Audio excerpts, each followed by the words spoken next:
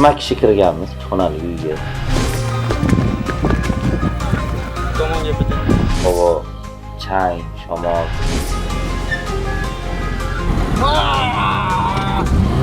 Qo'lingni ko'tar. Ket zo'ru, ketdi.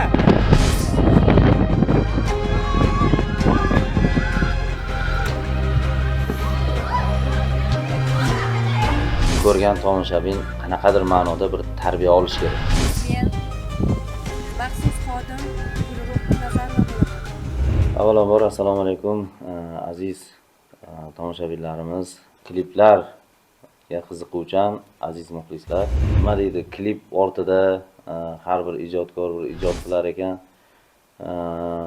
Undagi mashaqqatlarni, har bir klip bitishigacha bo'ladigan bir mashaqqatlarni ko'pchilik xabari yo'q bu narsadan. Endi har xil kliplar bo'ladi. Bir xillari osonroq bitadi, bir xillari juda qiyinroq bo'ladi.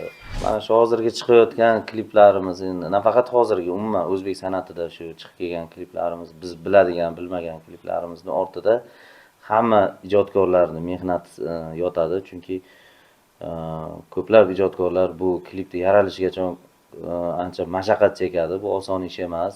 Ko'pchilik o'ylaydi, oson ish bu yoki klip mekerlar masalan katta pul oladi, puli ko'p deb o'ylaydi, lekin unaqa emas. Har bir ishni juda ham qiyin taraflari bor, ayniqsa bizarnikida.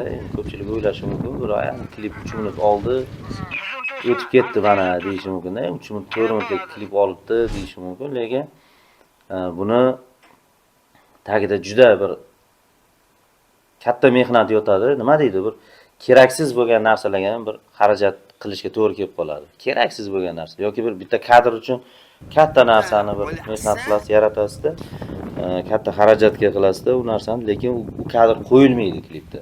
Shuning uchun aytmoqchimanki, men shu fikrga keldim. Endi shu jamoamdan bu fikr chiqdi, jamoamizdagi ijodkorlardan. Keling, mana shu kliplar haqidagi jarayonlar haqida shu tomoshabinlarimizga shu to'liq tushuntirib borish jarayonlari. Endi bu paytda biz endi shu arxivimizda olingan kliplar bor ekan, o'shalardan qaysilaridandir jarayonlar qolgan. Balki sizlarga agar qiziq bo'lsa, shu narsalar haqida gapirib ham boramiz. Chunki siz tomoshabinlarimiz ham shu narsani yaxshilab tushunib olinglar. Klipni yaralishi, uni ortidagi mehnat qilayotgan ijodkorlar oson emas bu narsa degan narsani tushuntirib borish uchun va sizga qiziq bu deb o'ylayman. Chunki oldingi kliplarimizdan olingan jarayonlar ham bor. Nimaga desaki, u yerda hali nima deydi, endigina chiqayotgan aktyor aktrisalarimiz bor. Hozirgi paytda juda ham mashhur bo'lib ketgan aktrisalarimiz bor. Sizlarga qiziq bo'ladi deb o'ylayman. Xullas, endi qo'limizdan kelgancha har bir yaratgan ijodimizdan qisqacha aytib o'tishga harakat qilamiz va bu narsani o'zimning kanalimga har haftada yoki bir har 10 kunda qo'yib borishga harakat qilaman. Qiziq bo'lsa tomosha qilinglar, chunki klipga nisbatan kadr ortidagi jarayonlar juda ham qiziq bo'ladi. Sekin bitta ochib ko'ring, bitta ochib ko'ring. Orqamdan kelayotganda ochsan deyki.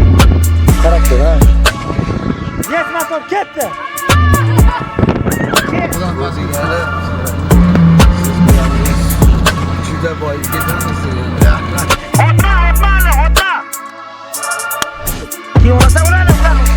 Bu klip adashmasam 2016-yil olingan. Bu Bekzod Haqiyev bilan ikkinchi klipimiz. Endi menimcha hozir qiziqarli jarayonlardan qolib ketgan ekan, endi saqlanib qolgan Bekzod Haqiyevni o'sha Nega sevdim klipidagi jarayonlardan. Undan oldin yana bitta qaysi Nolalarmi degan klipini suratga olgan edik. Bu jarayon boshlanishi juda qiziq bo'lgan. Endi nima deydi, ilgarilari to'g'risini aytsam, uzoq joydan qo'rqmasdik. Uzoqqa borish kerak bo'lsa yoki bir qanaqadir qiyinchiliklari bor joy, sharoitlari yo'q joy bo'lsa ham bu narsadan qo'rqmasdik, qaytmasdik. Chunki ko'plab o'sha kliplarimizda O'zbekiston o'sha jonajon vatanimizda bir har xil go'shalarda, chiroyli joylarda, tog'li joylarda, suvli joylarda tasvirlarga olganmiz. Oldin shunaqa juda ham bir ommalashgan edi bizani ijodimizda. Endi g'oya kelib qolgan, o'sha bir qanaqadir bir qahramonni ko'rsatamiz, keyin shu o'zbek qizini bir jasoratini ko'rsatamiz degan bir fikrlar kelib qolgan va bu narsani ko'rgan bo'lsangiz klipni shunaqa tarzda suratga olishga qaror qilganmiz va unga joy kerak bo'lgan, o'sha o'xshashroq joy, o'sha Jizzax viloyatini Forish tumanini tanlaganmiz. Bu klipda juda ko'pchilik ishtirok etganda, bu yerda bosh qahramonni o'ynagan Bekzod Joniyev, Gulruh Birnazarova. Gulruh o'sha paytda institutda o'qirdi, talaba qiz edi va bizada bir fikr bo'lgan, mana shu klipda bir yangi endi chiqib kelayotgan qizni taklif qilamiz, aktrisa o'sha institutdan topaylik, aktyorlik mahorati yaxshi bo'lishi kerak degan fikr bo'lgan va Gulruh Birnazarovani shu institutda o'qib yurgan payti o'sha payt tanlaganmiz. U birinchi debyut ishi. O'zi ham yaxshi biladi bu narsani. Qolaversa Bekzod Joniyevda ham klipdagi o'zi rejissyor ukamiz, yaxshi ijodkor, ko'p seriallarni suratga oladi.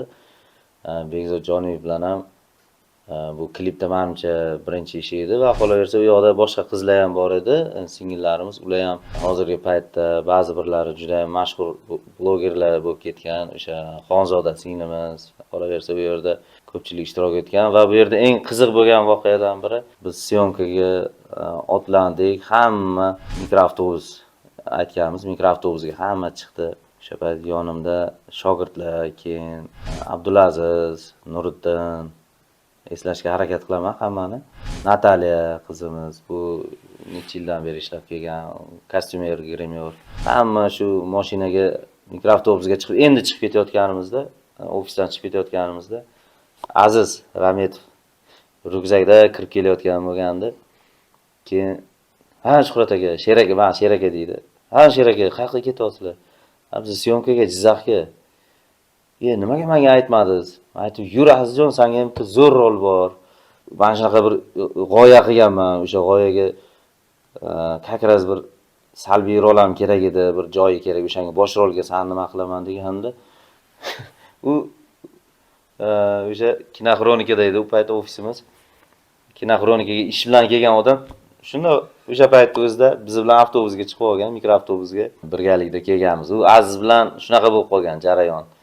O'zi ham yaxshi biladi bu narsani. Deyarli bir 15-20 kishi yo'lga otlanganmiz. Forish tumaniga yetib bordik. Eng qizig'i, cho'lning o'rtasida bir ikkita dom bor.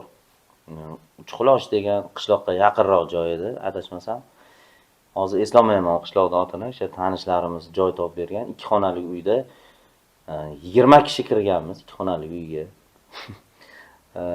Bu endi juda tasvirlab berish qiyin bu narsani. Endi nima deydi, u biz uchun u narsa bizani to'xtata olmaydi, demoqchiman, ijodkorni. Biz shunaqangi shash bilan borganmiz, shu bir chiroyli bir asar yaratamiz. Va o'sha yerda fikr tug'ilib qolgan.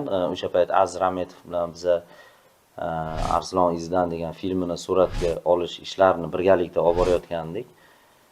Va o'sha yerda Arslon izdan filmiga kadrlar olish fikri ham tug'ilib qoldi. Demoqchimanki, o'sha film uchun ham nimadirlar suratga olishimiz kerak bo'lib qoldi. Va borib Fazliddin Xudojnikimiz bor edi, juda. Fazliddin Xudojnik u bola biz bilan necha yil ilgari boshlab, hozir mana yaxshi uni ham ishlari, ijodi ham yaxshi bola. Chunki hammani aytib o'tishim kerak. Chunki boshda aytdim, kadr ortidagi ijodkorlar dedim. Endi ular eshitib qolsa, ko'rib qolsa, ertaga xursand bo'ladi o'zi ham. Chunki hammaning mehnati bor bu yoqda. Keyin suratga olish ishlarini boshladik. O'sha Nuriddin ukamiz, Abdulaziz Turg'unov shogirdlardan syomka jarayonlarini boshlaganmiz. 3 kun davomida suratga olganmiz. O'ta bir diskomfort joy, deyarli yotishdan tortib ovqatlanishgacha. Lekin shunga qaramasdan bilmadim, qanaqadir hammani yuragida bir o'ti bo'lganmi, nimasidir dalda bo'lgan, bunaqa qiyinchiliklarni oson yengib o'tgan hamma. Juda ham havo, chang, shamol, suvlarda, loylarda, suvdan changga, changdan loyga ish qilib deyarli 3 kun o'sha yerda yashab suratga olish ishlarini olib borganmiz. Aziz Rametovning o'sha Arslon izdan filmiga bu klipdan ham kadrlar ishlatganmiz. O'zi ko'pchilikda savollar tug'ildi. Bu qo'shiq shu filmga soundtrackmi degan savollar tug'ildi. Yo'q, unaqa emas. Bu yerda asosan birinchi klip suratga olingan. Keyin o'sha Azizjonning iltimosi bilan, Bekzod Haqiyevning ruxsati bilan o'sha kadrlardan ishlatganmiz, lekin aslida bu klip uchun borilgan, klip uchun olingan kadrlar. Ya'ni o'sha qahramonni tutib olib kelib, o'sha qizlar orasida o'zini qizini ko'rib qolib, nima bo'lish joylari, bular hammasi klip uchun edi. Biz endi kinoga berganmiz bu narsani. Hozirgi kunda shu yoshlar ichidan oladigan bo'lsak, chiqib kelayotgan yangi rejissyorlarga qisqacha qilib aytganda, yosh rejissyorlarga bir ikkita maslahat bering. Ular hayoti davomida juda ham insonlarga bir yaxshi narsalar chiqarib bersin. Chunki hozirgi O'zbekistonda ko'rib turibmizki, ba'zi bir seriallarda oladigan bo'lsak yoki kliplarda oladigan bo'lsak, saviya jihati darajasi juda ham bir pasayib ketdi. Achchiq bo'lsa ham bu narsani aytamiz. Maslahatim endi hammada ham bunaqa saviya pasayib ketdi demayman. To'g'ri, endi sal qarashlarda rejissyorskiy qarash deydi-ku bizada. Shularda sal sayozlik bor. Hozirgi paytdagi kliplarda, chunki hammasida ham emas. Balkim hozirgi tomoshabinimiz uchun shu yengilroq bo'lishi mumkin. Demoqchimanki, tomoshabinlarning hozir talabi yengilroq narsa bo'lishi mumkin.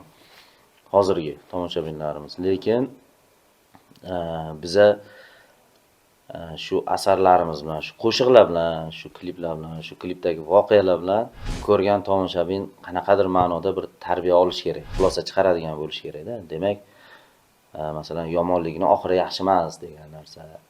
Demak, yaxshilik qilsam, oxirida yana yaxshilik bilan qaytarkan menga degan narsalar bo'lish kerak. Endi rejissyorlarimizga aytmoqchiman-da, yoki buzilib ketayotgan oila bo'lsa, uni saqlab qolish kerak. Shu tomonlariga e'tibor bersak yaxshi bo'lardi. O'sha ukalarimizga aytmoqchiman, nimagaki baribir bizda o'sha ko'rsatayotgan video asarlarimiz qisman bo'lsa-da tomoshabinni ongiga singib boradi va unga ta'sir qiladi. Biz ularni yaxshi yo'lga chorlay olsak, tarbiyasini to'g'ri yo'lga boshlay olsak, bu bizning yutug'imiz. Endi saviyasi narsalar yaxshi, tomoshabinga o'sha million prosmotr bo'lyapti, boshqa narsa deydigan bo'lsak, u vaqtinchalik bu narsalar. Chunki yaxshi asar, yaxshi qo'shiq, yaxshi video klip uzoq yashaydi.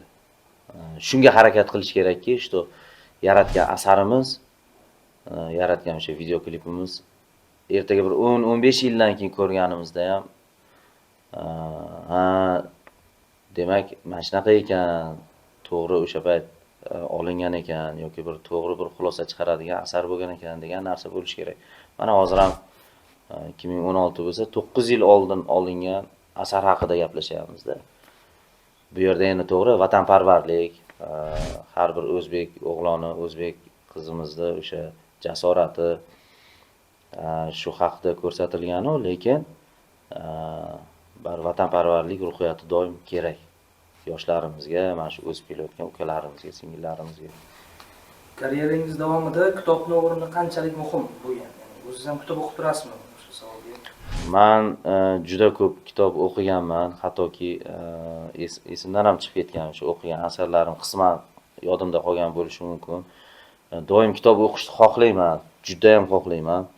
Hattoki mana ancha kitoblarni olib kelib qo'yganman. Mana bu yoqda ham bor, mana kitoblar.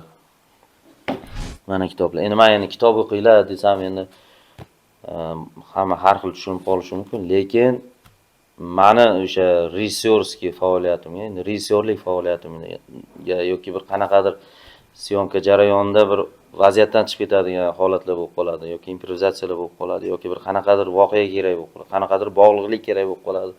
Shularni o'ylashda, shularga bir nima deydi, fikr tug'ilishda men o'ylaymanki, o'sha kitobning o'rni juda katta. Chunki kitob o'qigan inson nafaqat bu sohada, bitta sohada, hamma sohada, kerak bo'lsa hayoti yo'lida ham. Shu uchun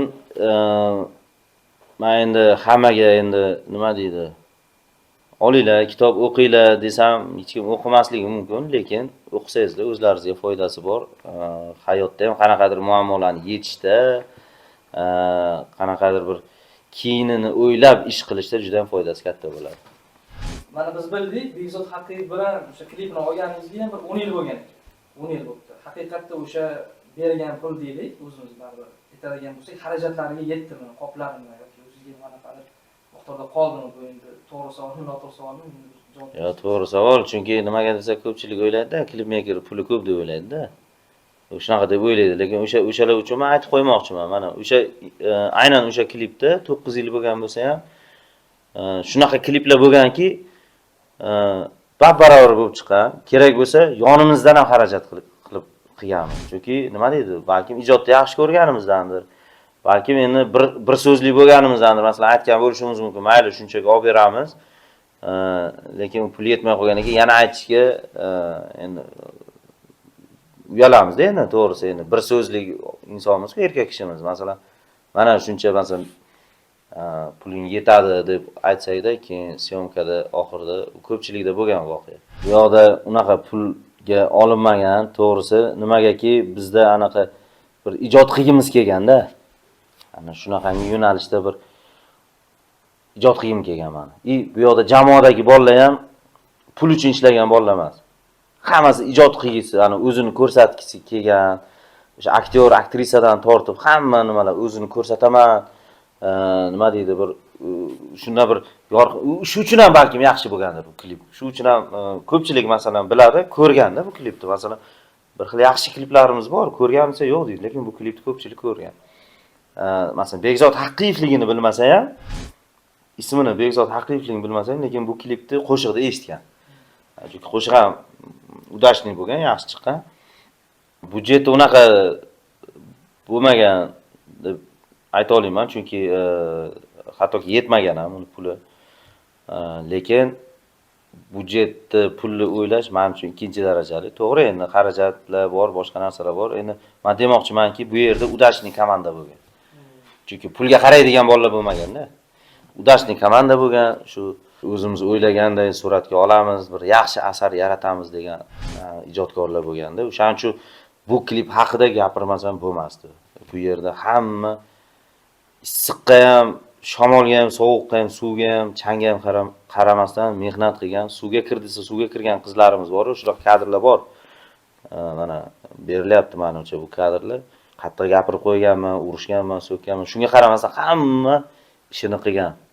Bu 18 yil davomida mana klip olib kelayotgan bo'lsam, bir esimda qolgan, yaxshi bir yondashilgan, bir umr esimda qoladigan bir nima deb bo'ladi, ijodni men 18 yil davomida men deyarli bir bilmadim, hisobini bilmayman, nechta klip olganman. Endi o'zimcha 4-5 ming deb o'ylayman. Lekin shunaqa bir jarayonlardan esimda qoladigan, bir tarixda qoladigan jarayonlardan bo'lib qolgan mana shu ijodiy faoliyatimda. Azizlar, mana 18 yillik ijodiy bir faoliyatimizdan bo'lgan bitta klip haqida bir qisqacha gapirib berdim. Men agar kimlarnidir ayta olmagan bo'lsam, kimlardir esimdan chiqib qolgan bo'lsa, ularga ham rahmat deb qo'yaman. Chunki bu narsaga 9 yil bo'libdi. Hozir mana ko'p yosh ijodkorlar edi o'sha payt, hozirda ko'pchiligi mana mashhur bo'lib ketdi.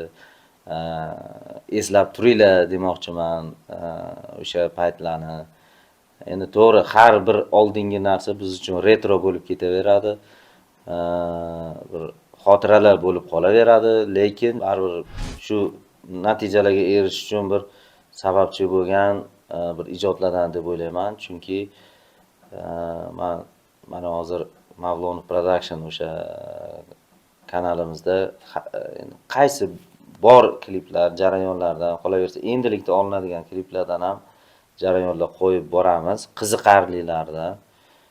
O'ylaymizki, sizlarga qiziq bo'ladi bu narsa va savollar bo'lsa, marhamat, kommentariyada yozishinglar mumkin. Javob berishga harakat qilamiz to'liqroq. Va bizning ijodimizni kuzatib boring. Hammani xonadonida yaxshi kunlar bo'lsin, yaxshiliklar tilaymiz. Asarlarimiz, ijodlarimiz sizlarga bir ma'qul bo'lsa, yoqsa, biz o'zimizni baxtiyor his qilamiz. Hamma yaratayotgan ijodimiz, asarlarimiz bu sizlar uchun.